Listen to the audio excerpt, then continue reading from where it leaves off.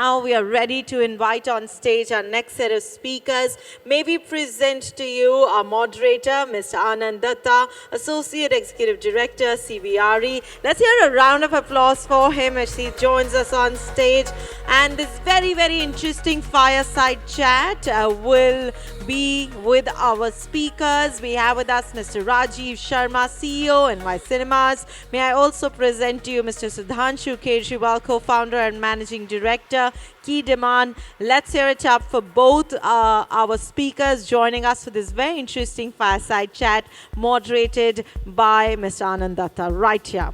All yours, gentlemen.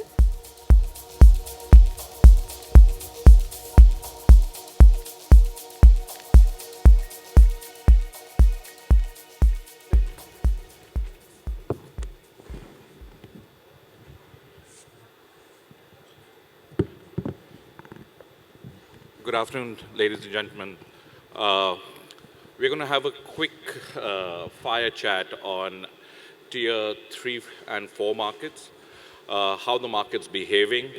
Obviously, post-COVID, we have seen a lot of traction in these markets, let it be from the online sources, let it be the phygital way, right? The omni-channel has been a big way of picking up in tier 1. That's something that we have seen. So I'm here with Rajiv and Sudhanshu and just want to pick their brains on how these markets are working for them. So Rajiv, first question to you. Now, most of your screens are in probably 3 and 4 cities. And how did you decide, how did NY Cinemas decide that you should probably tap these markets? Was it the virgin market and you didn't want to compete with the larger players? How did you come about making that call? If I have to be very candid, nobody wanted to give us a screen in Tier 1 city. So, yeah, young brands like us, everyone goes through the startup stage, and we went through it as well. Though it was Ajay Devgan brand, there was enough expertise that we had making films and entertaining people, but we didn't have the expertise in being a part of a mall and retail. So obviously we went to, everybody had meetings in Tier 1, Tier 2 cities, and nobody said a no. Yeah, we'll talk about it. So the journey started from there, and then went into the study of how do we build a model which is self-sustaining and also where we have a better acceptance with what we have. And we kind of realized that Tier 3, Tier 4 cities, I mean, it's very difficult to kind of categorize a city in Tier 2, Tier 3, Tier 4. And sometimes even a Tier 3, Tier 4, Tier 5 city surprises you with the behavior they have towards retail, F&B, and cinemas. And a few of our first few kind of fit-outs that we did were in smaller cities in Gujarat and Uttar Pradesh. And we were very happy with these investments, and we realized that there is enough spending power these citizens had, the families had. They wanted a safe, secured place to go out with their families and friends. And most of the times they used to travel on the weekends to the cities. So we realized that if we gave them an infrastructure which is suitable and acceptable with no compromise on the audio video especially, and the interiors made not maybe very luxurious or very expensive, but you could make a space look beautiful with less investments as well. So we realized that we could engage the local citizens there itself, and people surprised us with the numbers. In fact, then that became a business model, and that was the learning. I just have a quick follow-up question. It is very interesting to see, you know, when you say that the first states that you entered are, you know, UP and Gujarat. It's not neighboring states. You know, how did you choose? How did the, is it the opportunity base, or there was some study that you did which helped you to take those calls? So the study that went into it, it was more because we make from the family that we belong to, we make Hindi films as Sure. a film production company. And we said, let's look at the Hindi market first, get some footprints there, and then move on to the South market. In my previous experience, when I used to head Fujifilm for almost 15 years, I worked very closely with the filmmakers in Telugu, in Tamil, in Kerala, in Kannada, across the country. And I know that the behavior of the South Indian content is extremely different from that of Bollywood or Hollywood. Now we call them Tollywood and Kollywoods and stuff like this. So it needed a very focused approach to go down south, and we said that we're not really ready for it yet. Might as well learn the lessons which from the industry that we know the best, and that's how we started with the north and the west. Interesting. Thanks. Sudhanshu, hi. Earlier I was chatting with Sudhanshu and, something which is very interesting what he does. Sudhanshu works on an online space, works directly with the clients, works with multiple channel partners.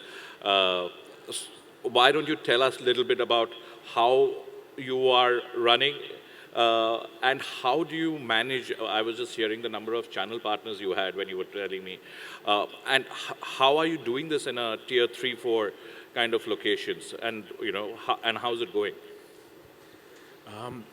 So we also started, so we are 15 months old, right? When we started thinking about a prop tech idea, we said, let's try something which does not exist, right? And prop tech, when we talk about marketplaces, we first start thinking residential, right? People are talking about residential, n number of prop techs, new coming up every year. So we said, let's start something on the commercial retail side.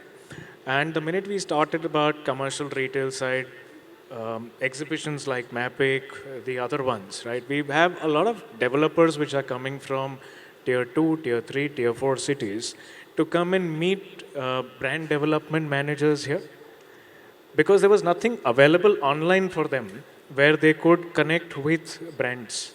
Similarly, when we talk to brands, if I'm talking about, so some of our inventory, about 40% of our inventory on our portal comes from tier 2 to tier 6 cities.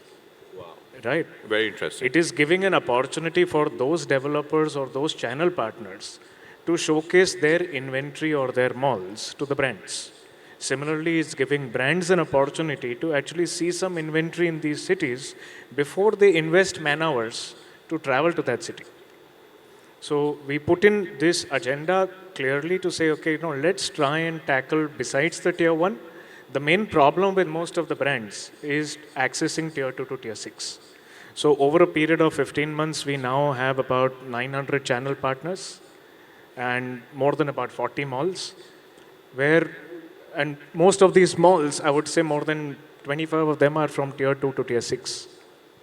So I'm guessing there are a lot of tools that you would have put in place to make it at ease for, let it be the occupiers or let it be the landlords / developers, right? What kind of tools come into play? Because this more sounds like, we were talking earlier, more sounds like a Tinder matchmaking kind of a behavior. How do we work around it? So the platform is a phygital platform, like retail is going omni-channel, right? We decided to make our platform also omni-channel. So we've got a physical team which helps developers and brands close transactions. We've got a backend online team which helps channel partners and brands to do site visits and close transactions.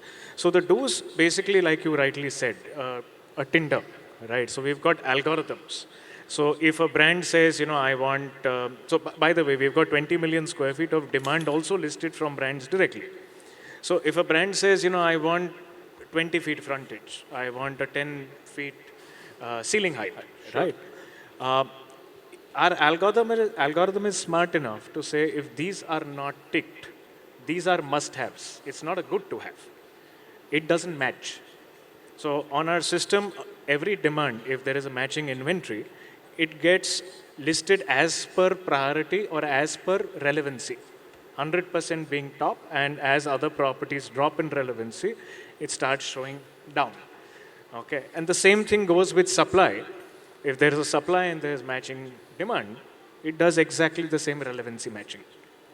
And are you also doing the Kundli matching like Vastu and other things? We've That not comes into play? advanced that much as yet, yes, but we do mention that the brand has to be, this property has to be Vastu compliant.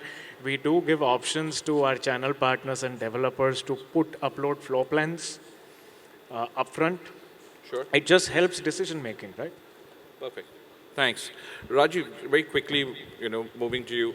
How do you see for example, the SPH, the food consumption, right, in these cities? And do the offerings, change for you? What you might do at these places, at a Bhuj or a Anand, compared to what you might give at one of your centers at Gurgaon? Is there a different offering? Because I'm sure there's a pricing difference, but does the offering change as well? 80% is the same. Customization for Tier 1 cities on basis on acceptability by customers. Obviously, offerings are a little larger in city centers like Gurgaon, Bombay, Ahmedabad. But in terms of SPH, I was pleasantly surprised with what the smaller centers have given back to us. I mean, the first small center that we went live with in Madhya Pradesh was Ratlam. Size of the population is 2.5 lakh. And we did SPH equivalent to not a Tier 1, but at least a Tier 2 city. We did 85 to 100 right from the first month. So it surprised us. Anand surprised us. Bahadurgarh, which we opened just about a month and a half back, many A centers don't do it. We do 125 plus.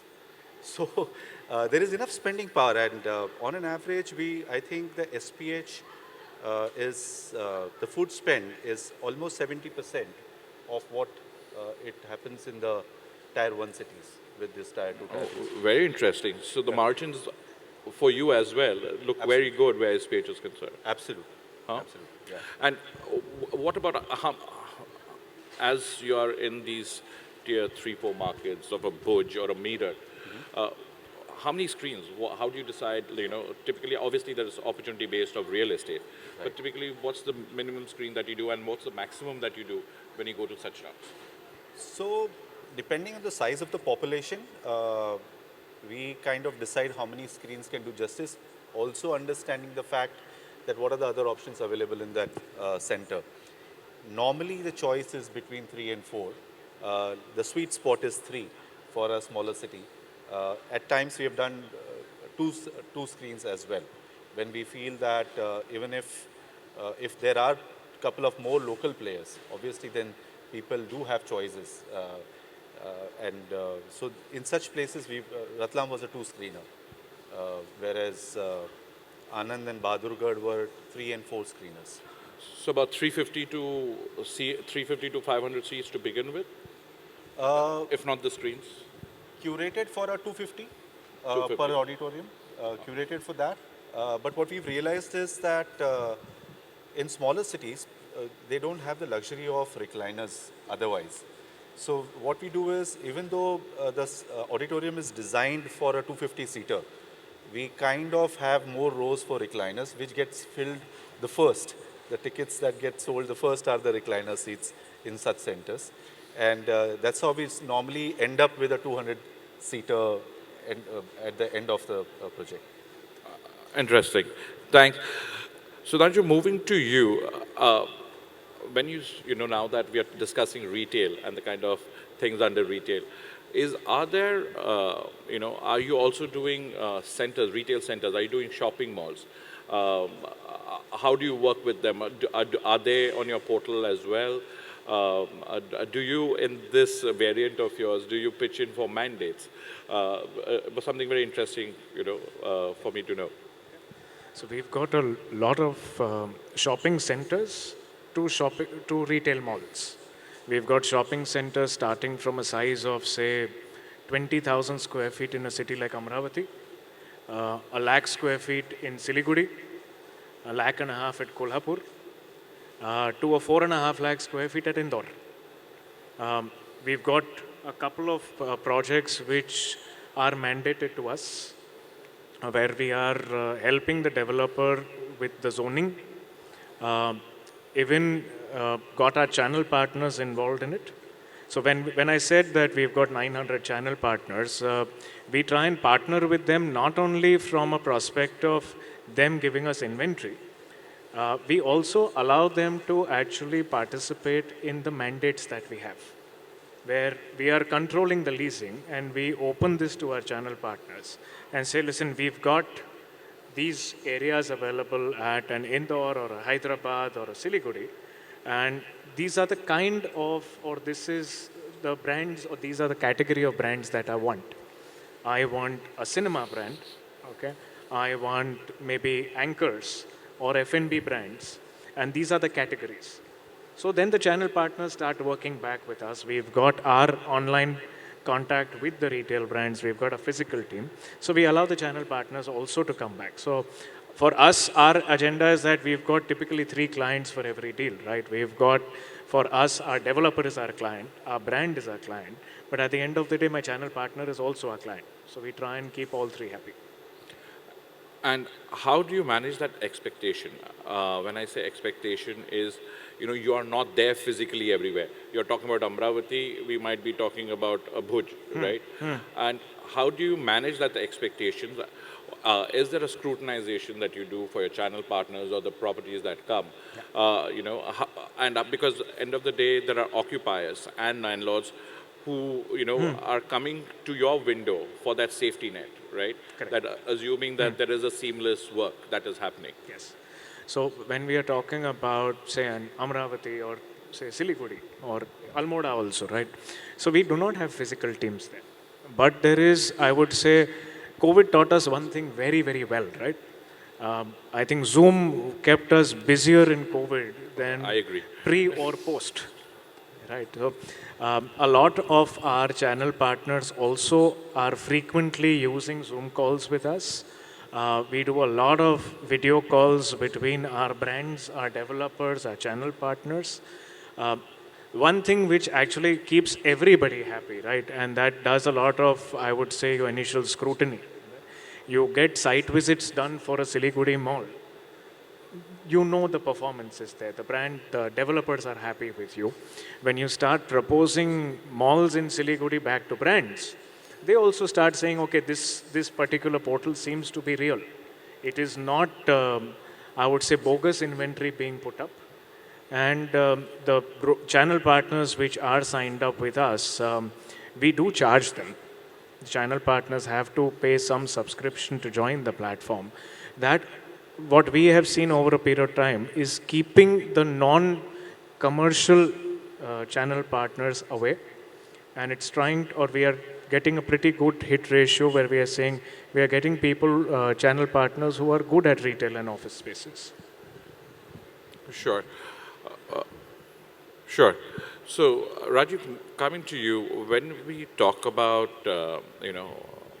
when we are talking about cinemas in these cities, how, just 2 back-to-back questions on how do you, how do you have a healthy occupancy for your cinemas? And how do you do your ticket pricing, right? We spoke about the SPH and the food costing. But how do you do your ticket pricing? What's kept in mind? Because there would be an expense which is there in building any cinema, right? So that remains constant. So how do you do your ticket pricing? How do you, what kind of occupancies are you getting in these cities? Because end of the day, the main thing is the content, right? So I'll answer the second one first and then come to the first one. In fact, just over the lunch, I was talking to our operations head, Prashant, who was here, that I mentioned to him that, Kanpur is surprising us every weekend, every Wednesday. So every Wednesday, we have a special price day for the whole day, irrespective whether it's a morning 10 o'clock show or evening 9 p.m. show.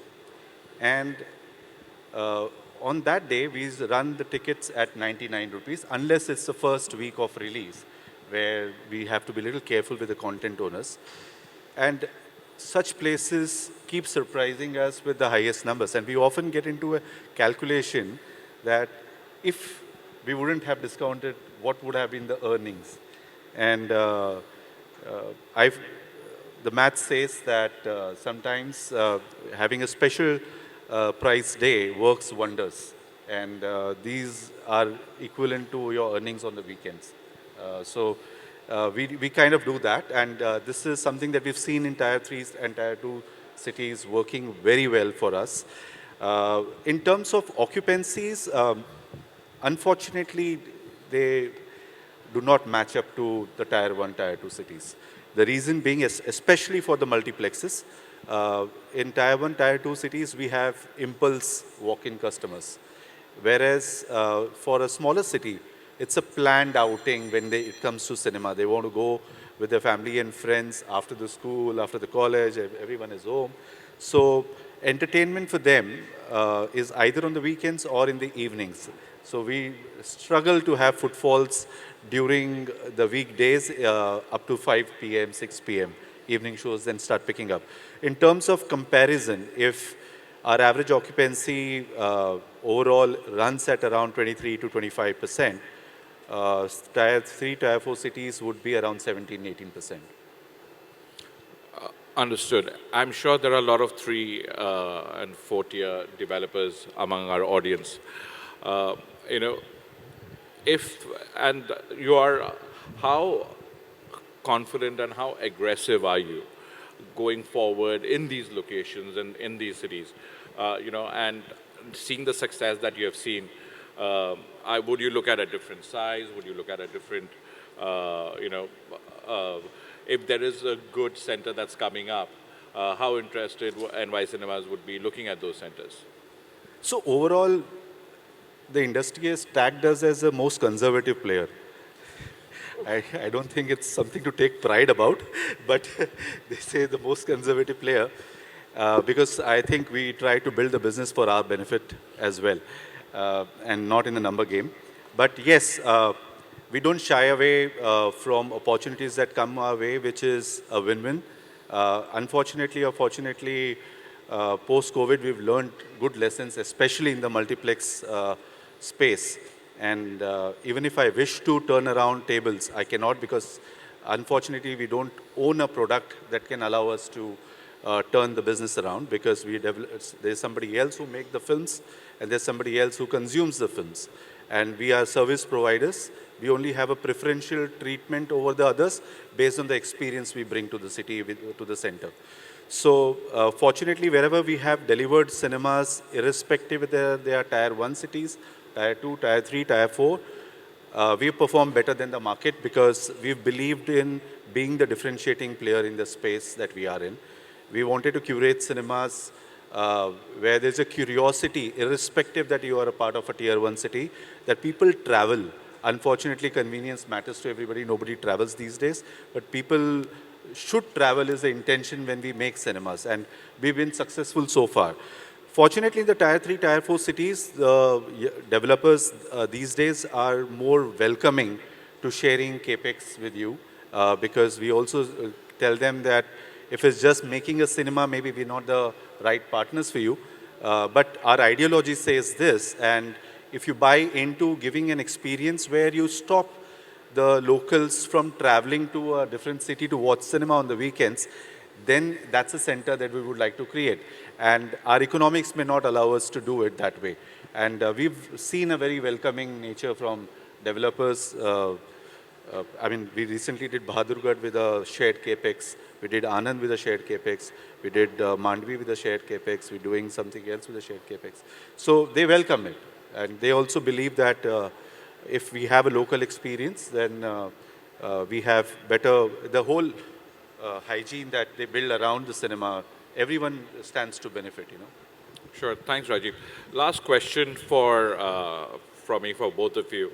So, Rajiv, what new Tier 3, 4 cities, you know, are you looking forward to? And, you know, as you already have 20 million square feet of real estate with you, and, you know, and it'll only grow, I'm guessing. What, you know, how are you looking at servicing because new demands are coming and new cities are coming into play. How are you looking at servicing that? And Rajiv, to you, after Sudhanshu finishes, is what are the new cities that you have already targeted, and where would we see the, your NY cinemas opening up in the near future? Sudhanshu, if we can start with you on that. So, cannot put names to as to which tier 3 or tier 4 cities are we going to target, because there are hundreds of them. So we leave that a lot. So we are also a demand aggregation platform, right? Key demand actually stands in short for demand is the key. No matter what you are selling, product, services, you're actually looking for a client all the time. So we leave it for our brands to actually say where do they want inventory. Once they post the inventory on our site, then our brokers, our developers get notifications that there's a requirement in your city, and more or less we are seeing today, this year, we are seeing most of the requirements coming in east and northeast. So this year, or maybe for the next 6 months, that's our focus, to actually build more inventory out there. That currently is getting serviced, that particular belt is getting serviced by our channel partners more. When it comes to south and west, we have got a combination of channel partners and developers, because this is the region we started with. We've been in this region for 15 months now. Madhya Pradesh is another region where now we've started our office and we've started spreading through Madhya Pradesh. But I think overall our our service to our clients will always be through a combination of developers as well as channel partners, and from a brand perspective, it will always be online as well as physical. Perfect. Thanks, Sudhanshu. Rajiv. So immediate openings for us in the next 6 months is 15 screens. Unfortunately, only 4 of them are in tier 3 cities. The rest are in either Ghaziabad or Ahmedabad, and followed by then Bangalore, Bombay, Rajkot. In the smaller cities, we are opening Banswara and Mandvi immediately around Diwali. So these are 2 centers that come up. We currently get approached by good developers and also have better opportunities in tier 1, tier 2. So I think next year or so would have 80% deliveries in tier 1 and tier 2 and 20% in tier 3, tier 4. But yeah, that's the plan so far. Just one quick question on that, Rajiv, to you. Is there a target that you have set by 26, 27, 2026, 27 that, this is how many screens that NY cinemas will be? Very dangerous question and a dangerous zone to have. So I often, developers ask us, so kitne ho gaye aapke? Correct. So I don't know, I feel very uncomfortable answering this question at times. Because we've never been in the race of how many we sign, and I want to be in the race of what we deliver, how we get remembered, and are we making a difference with the existence that we bring in. So to answer relatively this question, on an average about 20 to 25 screens is what we are intending to deliver every year, and that's what is the lineup also. That would be the amount of screens that we will deliver at least for the next 3 years. Currently, we are operational with about 40 screens. I think by March we'll be 55 operational. And yeah, so I think in 100 in 3 years in that calculation maybe. So, perfect. Thank you, Sudhanshu. Thank you, Rajiv. It's been a pleasure chatting with both of you. Thank you so much. Thank you, Anand. Thank you.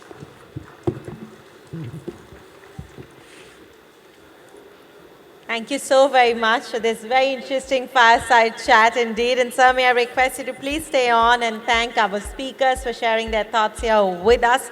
It has been a pleasure having them, and requesting Mr. Datta to please present each of our speakers with a wonderful memento from our end. And it's, I'd also like to request Ms. Rima Punya to join us on stage and present our moderator with this present, because I really feel that to moderate a fireside chat, to listen into both the angles and to be balanced at the end of it, it's been an absolute delight having you here, sir. So thank you so very much. Let's hear it up for our speakers, please.